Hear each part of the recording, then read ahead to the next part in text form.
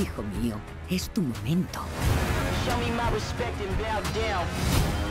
Tienes que decidir qué clase de rey vas a ser.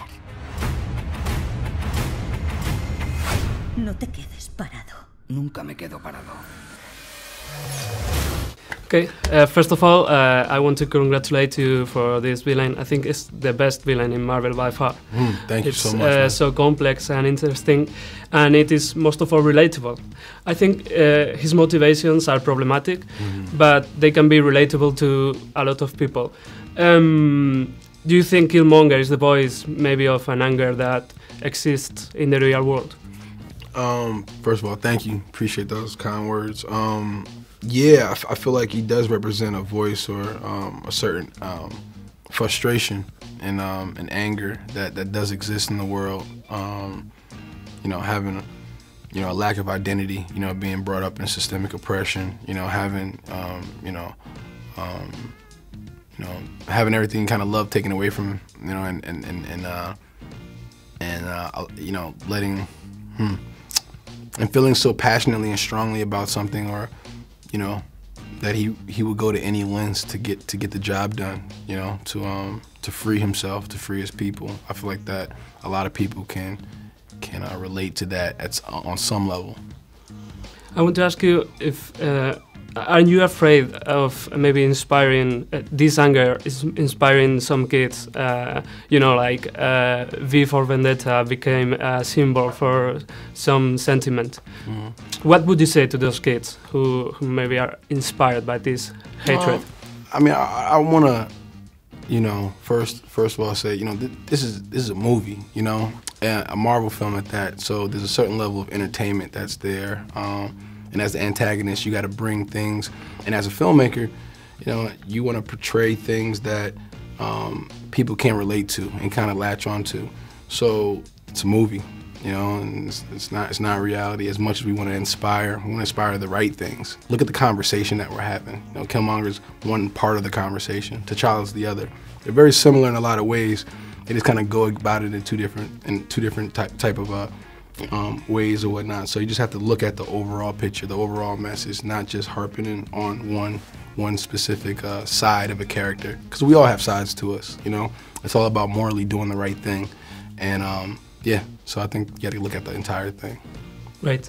I'd like to know more about the process of putting all those scars on. You know, was it tiresome? How was it?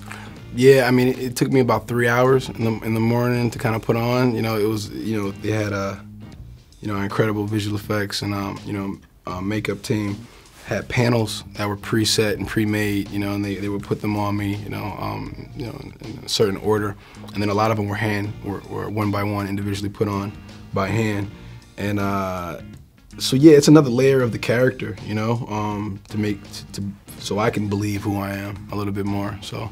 Yeah, it was a long process. Did you have like a book or something for those long hours? No, music.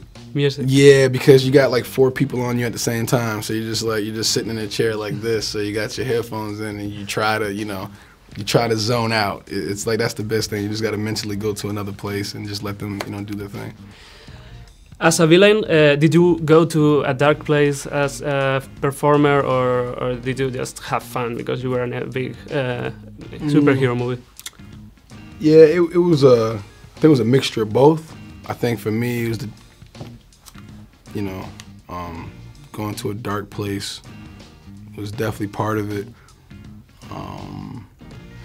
Because I was finding my process. I never played a character like this before. We're trying to figure out what worked for me. You know, actors have different processes, you know, and you know, techniques, and you know, I wanted to live it as long as I could, so I started growing my hair out. That's why it wasn't like a wig or anything like that. I didn't want to keep taking off like who I was every day and trying to get back into it.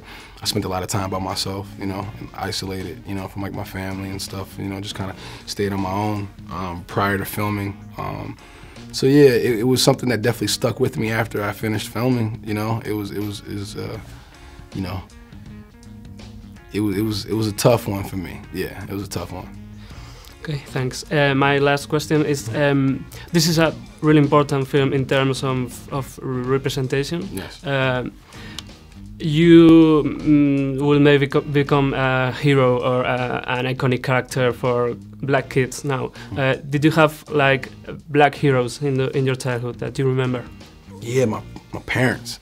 You know, I think you know, representation is extremely important. You know, and every morning I had a chance to wake up and see my mom and my dad. You know, and them be like my heroes. You know, of sacrifice, working hard. You know, trying to achieve whatever it is that, you know, their dreams, and you know. So you didn't have like a fictional character. I watched a lot of movies, man. I didn't have one that I was like, oh, that's amazing. And we didn't really, growing up, there weren't tons of like, that characters I can completely identify with. So yeah, I think my parents would probably be my biggest inspiration and like heroes growing up for sure. Great. Yeah. Thank you. All right, man. Appreciate it, man. You will not be able to stay home, brother. You will not be able to plug in, turn on, and ¡Wakanda por siempre! the revolution will not be televised. Vamos a divertirnos.